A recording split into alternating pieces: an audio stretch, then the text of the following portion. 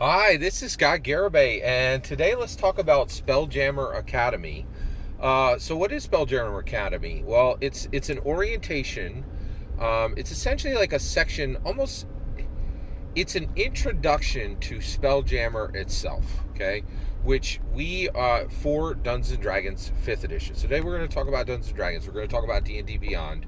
We're going to talk about Spelljammer, and we're going to talk about massive changes within the tabletop role-playing game community, specifically being forced by the Dungeons and Dragons community, and specifically the Dungeons and Dragons owners, which is Wizards of the Coast, and one step above that, Hasbro. All right, so there's a lot here. So let's talk about Spelljammer Academy at the macro level, at the meta level. Okay, so first we'll talk about what it literally is. It's essentially like a small introduction, which is being released for free on D&D Beyond. Okay, so let's not stop there. And basically what it allows is every single Dungeons and Dragoneer. Right? What is a Dungeons and Dragoneer? I try to talk quickly and just get my point fast on this channel, and every word counts. So a Dungeons and Dragoneer. Let's try this. Okay, a Dungeons and Dragoneer is a dungeon master and a Dungeons and Dragons player. Any participant of Dungeons and Dragons. Let's call them a Dungeons and Dragoneer. Dungeons and Dragoneer. So any Dungeons and Dragoneer, right? Who can get a free introduction to Spelljammer. Now, Spelljammer is an old 2E Dungeons and Dragons 2E setting, which is returning in Dungeons and Dragons 5E, and there's an incredible amount of excitement. This was announced on D&D Direct. There was a lot of excitement around it.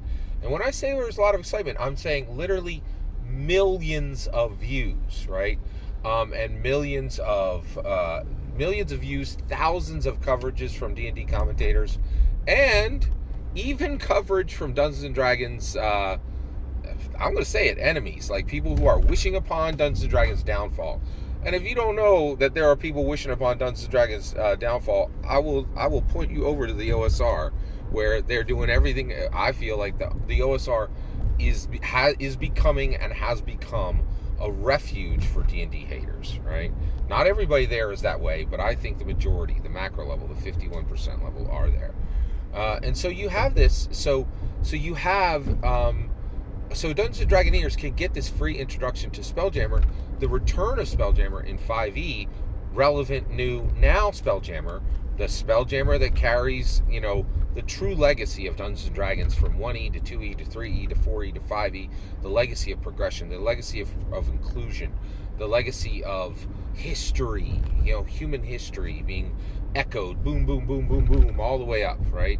It's exciting, right? So Spelljammer Academy, but in order to get it, you have to have a D&D Beyond account, okay? Now, to be clear, when you get your D&D Beyond account, you're giving them your name, your email, and I think you give them your mobile too, right?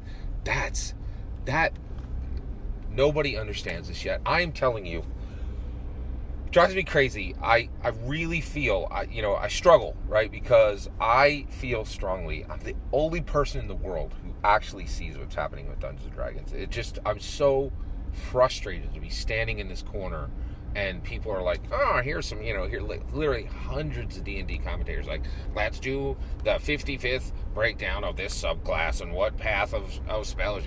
And you're like, man, like there's so much more here. Can you guys just look up from the leaf and see the freaking forest, right? And there are real things happening. Like, look what's happening with Spelljammer Academy, right? This is connected to a $145 million acquisition. It's huge. It is absolutely mammoth, right? And what's really happening, and get this, right?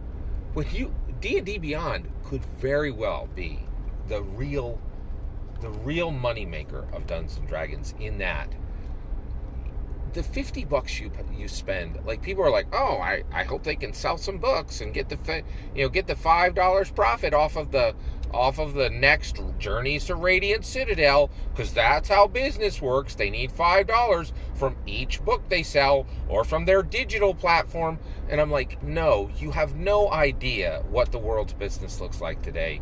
That is the most antiquated, foolish view of Dungeons & Dragons' path to money, right? First of all, this is the goose, right, that is laying the golden eggs. There are billions on the line coming from the movies, right? So whatever they make on Journeys to Radiant Citadel, that thing could be negative by $2 million. Who would give a frick, right? We are looking at possible. Do you know how much money the Marvel Cinematic Universe has made? Tens of billions of dollars. Nobody cares about, the profit margin on Journeys to Radiant Citadel. But you still have a ton of D&D commentators like, oh, it's important how much the books sell, right? And you look over and they're like, oh, Matthew Mercer has Tal'Dorei Reborn, a book, right? And you're like, the future of Dungeons & Dragons, it doesn't matter what the books sell, right? Like, it's about much, much bigger things. So not only is it about the movie, but when you give your name, your email address, and your mobile to get a D&D account, that is worth a fortune today. That information is gold, right? Because what you're doing is you're like, hey, here's my name, here's my email, and here's my mobile, right? I'm going to have those for decades to come. And guess what? I'm going to reshape this world, because you are telling them, hey, guess what? The whole world is looking for hot leads. Like, do you know how many sales forces are out there trying to sell 1 million products? Do you know how much they would pay to get access to people who read 750 pages of content to ante up to play, to be connected to the D&D, to Dungeons and Dragons that is a play engine, right? You are skipping the muggles, right? You're like, just give me the rich, charismatic, and confident, the people who are making and breaking the earth today, right? Their list of people who are interested in Dungeons and Dragons is outrageously valuable. Like far more they could ever make selling these, these books, like these hardback books. And so Spelljammer Academy, right? There's no question. It dropped today. Okay? You know what's already happening? We are already seeing a situation where, we already are seeing a situation where you have this, where there are no doubt going to be people who go in and sign up for a new account because they want Spelljammer Academy, right? And there's a bunch of new people who are like, ooh, that's exciting. I'd love to, get some information about that. I was going to wait for the book, but I want an introduction today for free. Absolutely. I want to be able to start. I want to use my Essentials kit, or I want to use my core rule books, the PHB, the DMG, and the MM, and I want to run Spelljammer today. I don't need to wait. And so they're going to give that information to Wizards of the Coast and to Hasbro. And people who lack small vision and have small intelligence are going to say, oh, well, the real money is in what they make from selling Radiant, Journey to the Radiant Citadel, and how much they make on that physical leg. No, right? Dungeons & Dragons is self-selecting for the smartest, most intelligent, most confident, most literate people in the world, right? When they get that value, it could be worth 20 times over even a decade, right? What the purchase of your physical books are, right? The fundamental core mechanics of Dungeons and Dragons are changing, right?